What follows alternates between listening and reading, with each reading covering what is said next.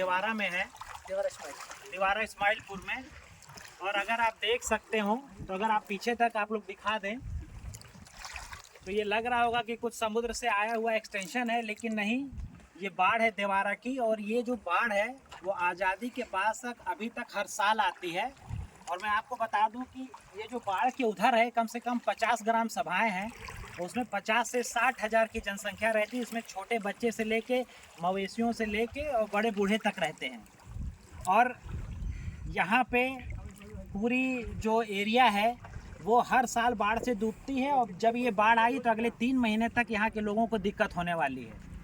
और इस बाढ़ से लोगों को बचाने के लिए बहुत छोटा काम करना है और सिर्फ 3 पुल बनाने हैं, 6 पुलियाएँ बनानी हैं।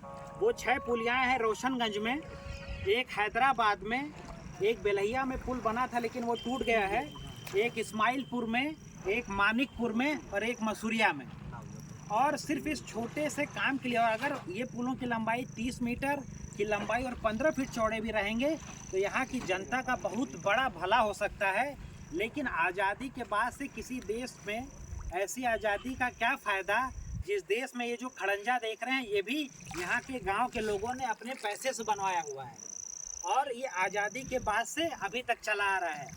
तो अभी मैं चूँकि यहाँ नहीं रह रहा हूँ, बाबा लोग रह रहे हैं, तो ये आपको अपनी समस्याएं बताएंगे। और मैं जो भी जिम्मेदार लोग हैं, बड़े पदों पे बैठे हुए हैं, मैं उनसे बस यही कहना चाहूँगा कि ऐसी आज़ादी का क्या फ़ायदा है कि 1947 के बाद से लेके आज तक अभी भी 50,000 से 60,000 तक की जनसंख्या ऐसे पानी में डूबी रहती है। और यहाँ पे कितनी नावें चलती हैं बाबूजी हर बार लगभग 20-30 नावें चलती हैं। 20-30 नावें चलती हैं और अगले 3 महीने तक चलेंगी। और उधर के जो लोग हैं अगर उन्हें अपना खाना लाना है, कोई सामान लाना है, तो वो नाव से क्रॉस करके आते हैं।